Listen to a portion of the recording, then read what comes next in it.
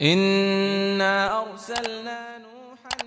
اور فرمائیے کہ معین الدین چشتی کی وہ شخصیت ہے کہ تمام مورخین کا اس پر اتفاق ہے کہ ہندوستان میں اسلام کی سب سے زیادہ اشاعت اگر کسی شخصیت سے ہوئی ہے تو حضرت معین الدین چشتی کی شخصیت ہے۔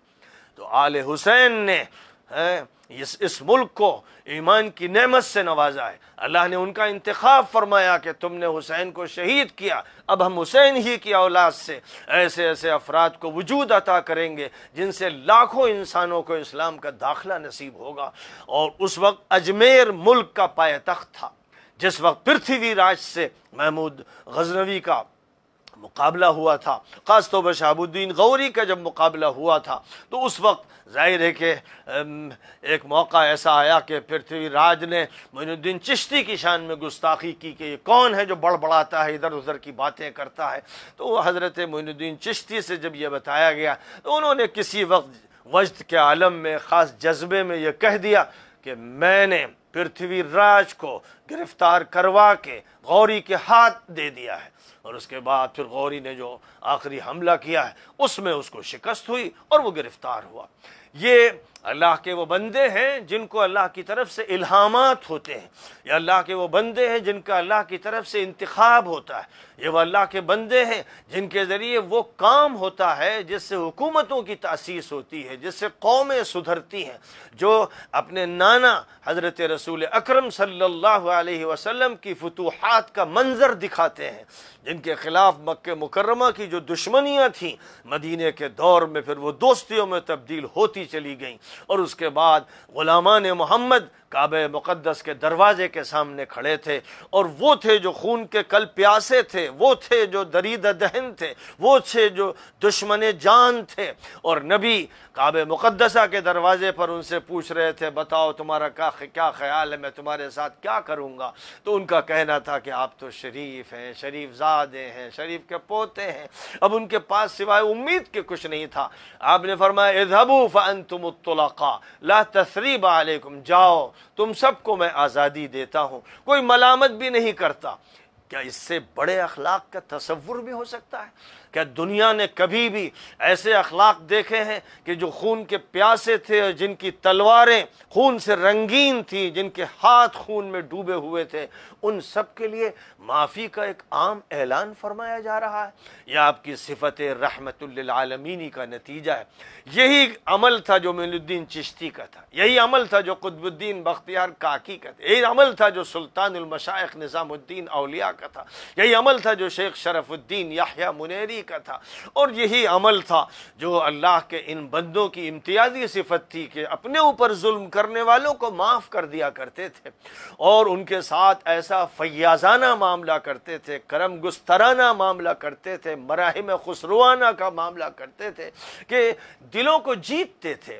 دماغوں کو تسخیر کرتے تھے، اور لوگ بے ساختہ ان کی دربار میں گرتے تھے اور ان کو تسلیم کر لیتے تھے۔ تو یہ ہے حضرت معین الدین چشتی، جنہوں نے اس ملک میں توحید کا چراغ جلایا، جنہوں نے اس ملک کو شرک کی بھٹیوں سے نکالا، جنہوں نے اس ملک کو اخلاق عظیمہ کا درس دیا، جنہوں نے اس ملک کو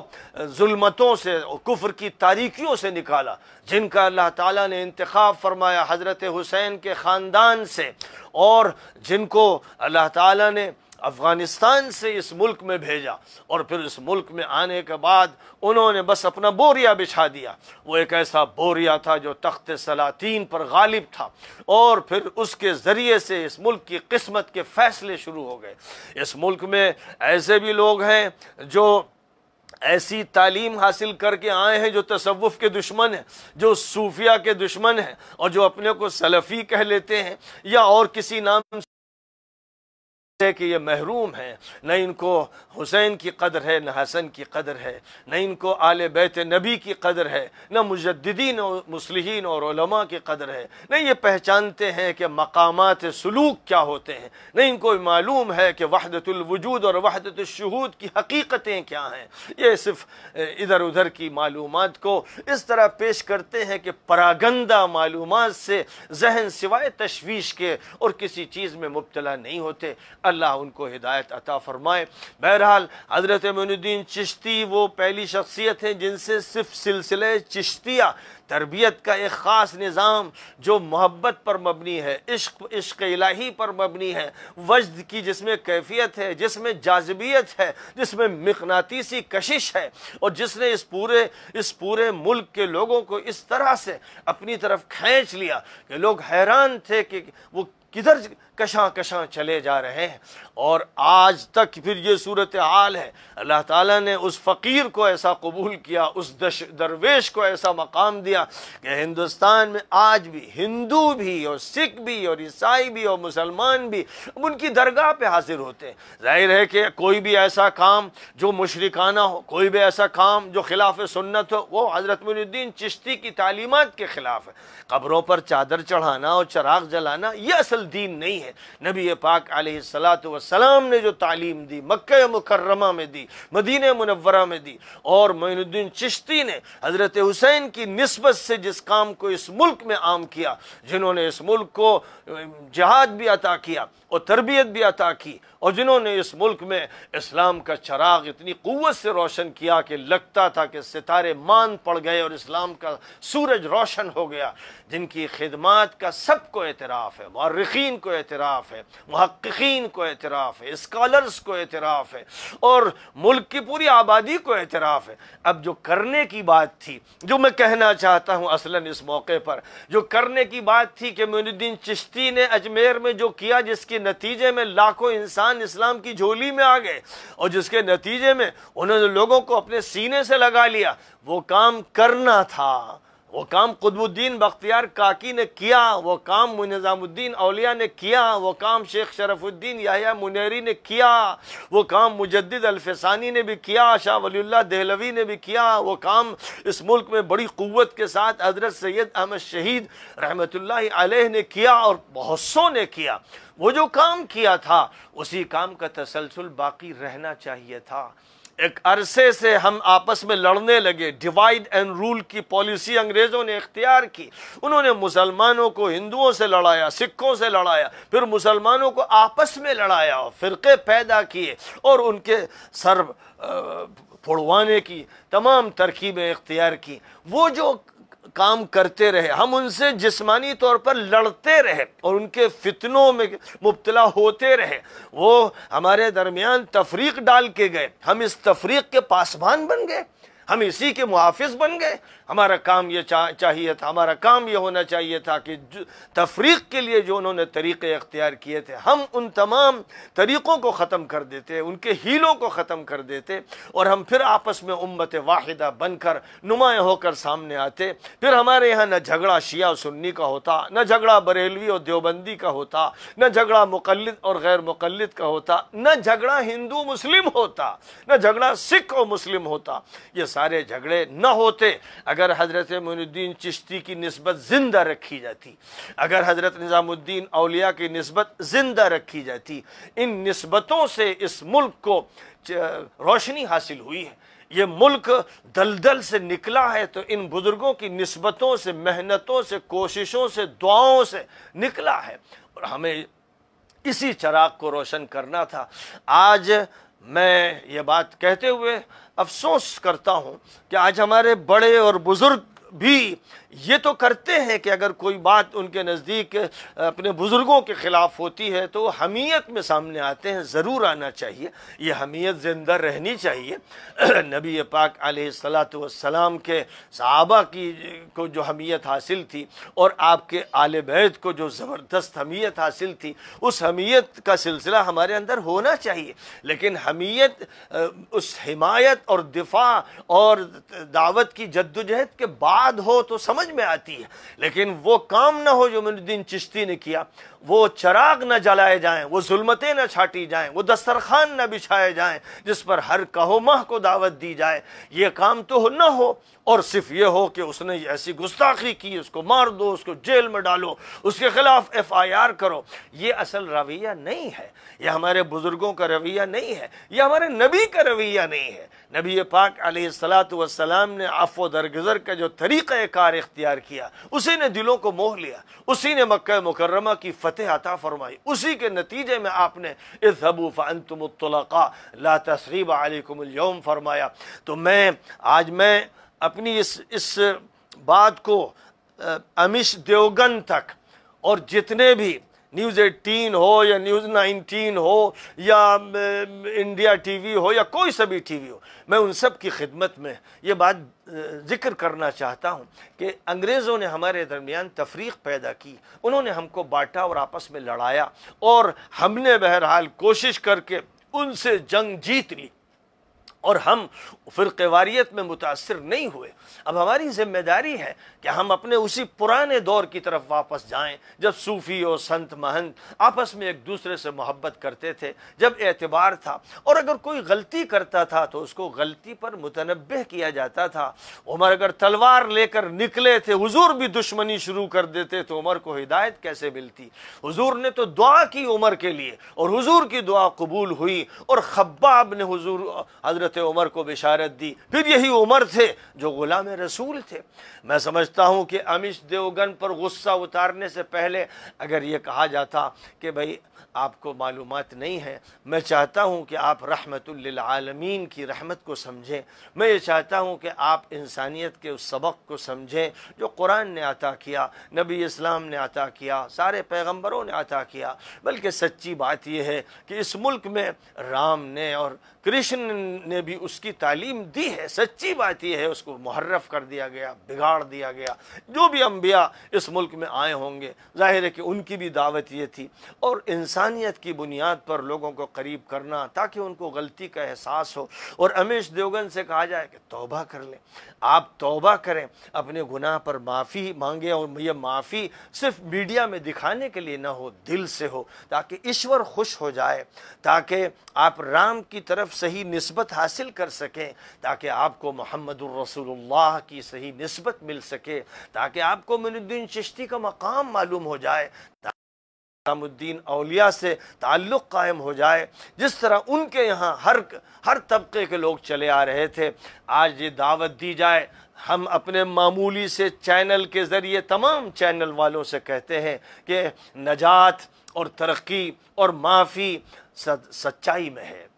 सच्चाई में है, दयानतदारी में है, अमानतदारी में है। किसी को झूठ नहीं बोलना चाहिए, किसी को आग नहीं लगाना चाहिए, किसी को जहरीला जानवर नहीं बनना चाहिए, किसी को अदब नहीं छोड़ना चाहिए, किसी को बदतहजीबी नहीं करना चाहिए, अपनी तस्वीर चैनल पर आकर बिगाड़नी नहीं चाहिए। जाहिर है कि आप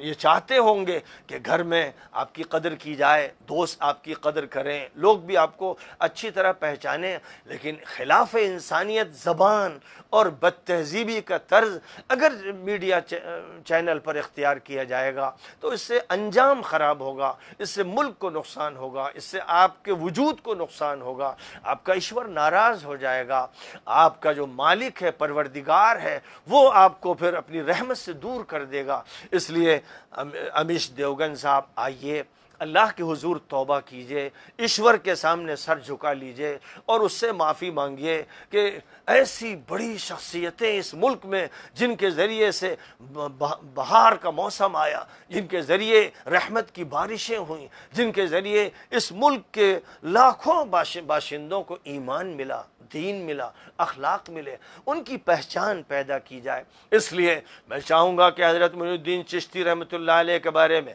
हज़रत क़ुतबुद्दीन बख्तियार काकी के बारे में, हज़रत निज़ामुद्दीन औलिया के बारे में और दीगर सूफिया और उलमाए रब्बानियीन के बारे में मुसलसल हमारे यहाँ छोटे छोटे चैनल, सोशल मीडिया के जो चैनल हैं, वो तारुफ कराते रहें, मुसलसल उनकी सवानियों को बताते रहें, उनके मलफूजात सुनाते रहें, वो क्या कहते थे, वो क्या करते थे, वो कैसे ज़िंदगी गुजारते थे। ये बात इतनी आम की जाए कि हर चैनल पर फिर उनके तस्करे होने लगें। और अमिश देवगन सिर्फ ये नहीं कि एक चैनल पे माफ़ी मांग लें, बल्कि अब वो बाकायदा हज़रत मोइनुद्दीन चिश्ती की सीरत का मुताला करें और उनकी जो बातें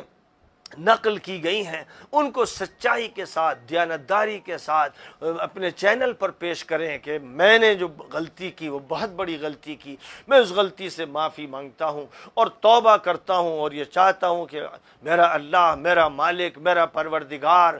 ایشور میری توبہ قبول کر لے، یعنی حق کو مان لینا اور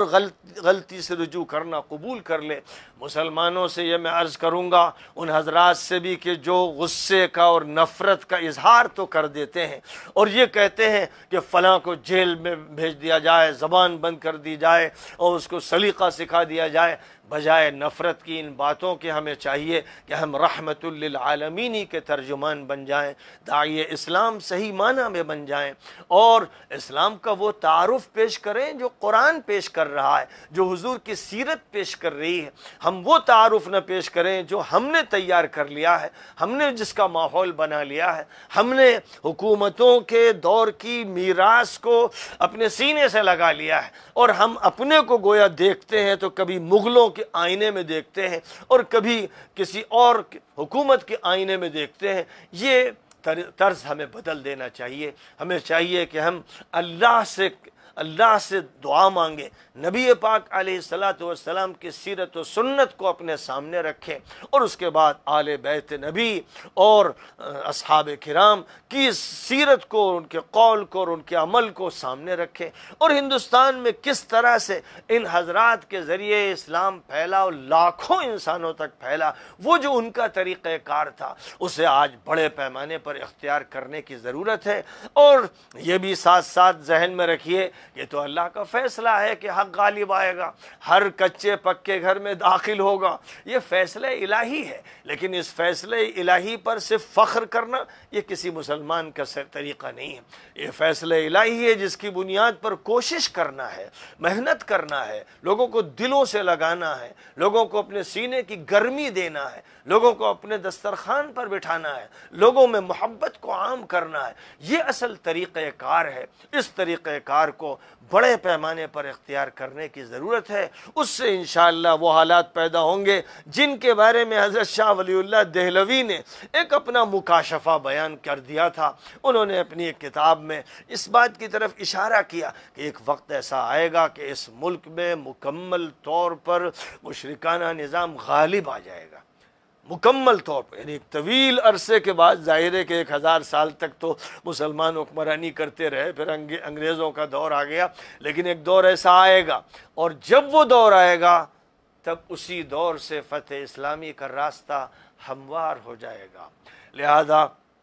یہ اس طرح نہیں ہموار ہوگا کہ آسمان سے کوئی چیز ٹپک پڑے گی یا زمین سے نکل کر سامنے آ جائے گی۔ طریقہ وہی ہے اس اسبابی دنیا میں کہ وہ محنت کرنی ہوگی۔ آج اللہ کا فضل ہے کہ مسلسل یہ باتیں کیونکہ کہی جا رہی ہیں، 2 سال سے تو میں کیرلا سے کشمیر تک اور بمبئی سے بنگال تک سینکڑوں تقریریں اسی موضوع پہ کر چکا ہوں، اسی کی دعوت دے رہا ہوں، اور یہ کہتا ہوں کہ اس دین متین کو لوگوں کے سامنے پیش کیا جائے، صرف زبان سے نہیں، اپنے عمل سے بھی اور اپنے اخلاق سے، اور جس کی زبان سے غلط بات نکل رہی ہے تو ہم ذرا مکے کے دور کی طرف چلے جائیں اور دیکھیں ان لوگوں کو جو کیا کیا کہہ رہے تھے۔ قرآن نے بھی نقل کر دیا ہے کہ کوئی مجنون کہہ رہا ہے، کوئی شاعر اور تک بندی کرنے والا کہہ رہا ہے، کوئی سحر زدہ کہہ رہا ہے، کوئی ساحر کہہ رہا ہے، اور پھر مدینہ منورہ میں منافق یہی کام کر رہے ہیں۔ عبداللہ بن ابی گالیاں بک رہا ہے، اس کے ٹولے کے لوگ، اس کے ساتھی حضور پاک علیہ السلام کے خلاف لاف و گزاف بک رہے ہیں۔ مجلس میں آ رہے ہیں تو کہہ رہے ہیں السلام علیکم، حدیث میں نقل کیا گیا، یعنی تم پر موت آئے، مجلس میں آ رہے ہیں اور اس کے باوجود زبان سے اس طرح کی باتیں کر رہے ہیں۔ اور کبھی مجلس میں بیٹھے ہیں، یہ کہنا ہے کہ ذرا توجہ فرمائیں تو کہتے ہیں راعینا، وہ ہمارے چرواہے، او احمق۔ نعوذ باللہ، سورہ بقرہ میں اس کا تذکرہ کیا گیا ہے تاکہ یہ بتا دیا جائے کہ نبی سب سمجھ رہے ہیں۔ ایک موقع پر حضرت عائشہ صدیقہ نے یہ سنا کہ سلام کرتے ہوئے آنے والے نے کہا السلام علیکم، تو انہوں نے کہا علیک السلام والموت واللعنہ، تجھ پر موت آئے، تجھ پر لعنت ہو۔ تو نبی صلی اللہ علیہ وسلم نے بعد میں حضرت عائشہ سے کہا کہ تم نے اپنی زبان کیوں گندی کی، کیا ضرورت اس طرح جواب دینے کی؟ وہ جب میں نے وعلیک کہہ دیا تو جواب ہو گیا۔ میں نے سام کا لفظ نہیں بولا، لیکن پلٹ کر میں نے کہا وعلیک، جو تو کہہ رہا ہے وہ تجھ پر جائے. تو بس گویا یہ چیز ایسی ہوتی ہے کہ ہماری زبان محفوظ رہے. اور جہاں تک تعلق ہے منافقوں کے نفاق کا، کافروں کے کفر کا، مشرکوں کے شرک کا، تو قرآن پاک نے اس کی بخیا ادھیڑ دی ہے، اس کی دھجیاں اڑا دی ہیں، اس کے حقائق کو کھول کھول کے رکھ دیا ہے. اور جو بھی مجرم رہے ہیں، وہ حاکم ہو یا محکوم ہو، ان سب کے حقائق بیان کر دیے ہیں. یہ ذمہ داری ہے اہل حق کی، علماء حق کی، کہ وہ حقائق کو بیان کرتے رہیں. لیکن جہاں تک تعلق ہے دعوت کے میدان کا، اس میں وہ مکہ مکرمہ کو بھی دیکھیں، اس میں وہ حضرت نوح کو دیکھیں، اس میں وہ حضرت ہود و صالح کو دیکھیں، اس میں وہ حضرت عیسیٰ اور موسیٰ کو دیکھیں، اور خاتم الانبیاء حضرت محمد مصطفیٰ صلی اللہ علیہ وسلم پر نگاہ رکھتے ہوئے سب کو دعوت دیں. چینل والوں کو دعوت دیں، اخبار والوں کو دعوت دیں، ڈاکٹروں کو دعوت دیں، نرسوں کو دعوت دیں، پولیس والوں کو دعوت دیں، فوجیوں کو دعوت دیں. سب سے بات کریں، محبت کی بات کریں، سب کے ساتھ اچھی بات کریں، اس کو سمجھتے ہوئے کہ ان میں سے بہت سے ہیں جو دشمنی میں جل رہے ہیں، بہت سے ہیں جو حسد میں مارے جا رہے ہیں، بہت سے ہیں جو حقیقت سے دور ہیں. لیکن کیا یہی واقعہ ان صحابہ کا نہیں تھا جو مکہ مکرمہ میں آخری بعثت اور نبوت سے پہلے کافر تھے، مشرک تھے، ظالم تھے، قاتل تھے، اپنی بچیوں کو بھی زندہ درگور کر دیتے تھے، اور پھر انہوں نے ایک طویل عرصے تک نبی کو ستایا. لیکن پھر اس کے بعد نبی کے اخلاق نے فتح حاصل کر لی. نبی کی فوج سے فتح حاصل نہیں ہوئی، نبی کے اخلاق کی وہ فتح تھی کہ ابھی صلح حدیبیہ ہوئی ہے، اور نبی پاک علیہ السلام مدینہ تشریف لائے، اور خالد ابن الولید اور عمر ابن العاص اور عثمان ابن طلحہ، یہ سب زبردست لیڈر، مشرک نظام کے لیڈران خفیہ طور پر مدینہ منورہ آ رہے ہیں. تاکہ توجہ کرتا ہوں کہ ان کے تذکرے ہندی میں، انگریزی میں، چھوٹے چھوٹے رسالوں میں، اسکول کے بچوں کے لیے خوبصورت گیٹ اپ کے ساتھ رسالے ان کی حیات پر تیار کیے جائیں، اور چینلز پر انگلش میں، ہندی میں، اردو میں اور مختلف صوبوں کی مقامی زبانوں میں تسلسل کے ساتھ پروگرام دیے جائیں، اور اپنے طلباء کو مدارس کے ہوں یا کالج کے ہوں تیار کیا جائے کہ وہ اس مشن کو لے کر چلیں جو مشن تھا. چشتی مشن تھا، نقشبندی مشن تھا، سہروردی مشن تھا، قادری مشن تھا. یہ صرف تصوف کے حلقے نہیں تھے. ہم نے ان ناموں کے ساتھ بس تصوف کو اس طرح جوڑا، ہم اس نسبت نبوی کو فراموش کر گئے. یہ نسبت نبوی کا تسلسل تھا، یہ دعوت اسلامی کا امتداد تھا، یہ نبی پاک کی میراث تھی، یہ وہ کوشش تھی جو انبیائی کوشش تھی. اس لیے الگ الگ تصوف کے حلقوں کے نام پر جو رسومات اور رواجات ہیں، ان رواجات سے بلند ہو کر لوگوں کو سوچنا ہے، اور ہر وہ عمل جو سنت کے خلاف ہے وہ ہمیں نہ ان کی قبر پہ کرنا ہے، نہ ان کی نسبت سے کرنا ہے، نہ ان کی طرف منسوب کرنا ہے. اس لیے اجمیر کے بزرگوں کی خدمت میں بھی کہوں گا کہ نبی پاک علیہ السلام نے اپنے بارے میں اور اپنی امت کے بارے میں جو ہدایات بھی دی ہیں، انتقال سے پہلے اور انتقال کے بعد اپنی قبر سے متعلق ان کا پوری شدت کے ساتھ اہتمام کیا جائے. ظاہر ہے کہ معین الدین چشتی کو یہ مقام اس ملک میں ملا ہے کہ ملک کا وزیر اعظم و صدر جمہوریہ وہاں چادر بھیجتے ہیں. وہ بھی اپنی ان کے ساتھ غلامی کی نسبت کو تازہ کرنا چاہتے ہیں. اس لیے ظاہر ہے کہ ہمیں چاہیے کہ ہم ان کی تعلیمات کو سب کے سامنے پیش کرتے رہیں، اور رسومات کے اندر جو چھپی ہوئی حقیقت ہے اس کو واضح کریں اور سامنے لائیں. یہ جو ہمارا کردار ہوگا، اس سے حکومت کا رویہ بھی بدلتا ہے، اس سے نیکی پہنچتی ہے، اس سے حالات سدھرتے ہیں، اور اس کے ذریعے پرتھوی راج فتح ہوا تھا، اور آج کی دنیا میں بھی ایسے ہی فتوحات حاصل ہوں گی. اس لیے بہر صورت بات کو مختصر کرتے ہوئے میں اپنی گفتگو ختم کروں گا، اور امیش دیوگن سے کہوں گا کہ آئیے ملاقات کیجئے. ہم آپ کو چاہتے ہیں کہ معین الدین چشتی سے واقف کرائیں، اور ان کی جو نسبت ہے اور جو ان کے بلند ترین اخلاق و تعلیمات ہیں وہ آپ کو بتائیں. میں امید کرتا ہوں کہ آپ کو اور آپ جیسے بہت سے اینکرز کو توبہ نصیب ہوگی، ان کی اصلاح ہوگی، ان کی زبان سدھر جائے گی، وہ فرقہ واریت کی باتیں ختم کر دیں گے اور انسانیت کا سبق لے کر اس کو عام کریں گے۔ اس طرح ہمیں ایسے افراد مل جائیں گے، ہمیں اس حلقہ جاہلیت سے ایسے افراد مل جائیں گے جن کو اللہ نے زبان دی ہے، جن کو گفتگو کا سلیقہ دیا ہے، جن کو بحث کرنے اور کرانے کا طریقہ عطا فرمایا ہے۔ یہ افراد ہمیں مل جائیں جیسے جاہلیت کے اندر سے ہمیں وہ افراد ملے تھے جن کا نام پھر امیر المؤمنین عمر ابن الخطاب رکھا گیا، اور جن کا نام ان صحابہ کے ناموں کی شکل میں سامنے آیا جنہوں نے پھر زبردست فتوحات کی اور حق غلامی ادا کیا۔ وآخر دعوانا ان الحمد للہ رب العالمین۔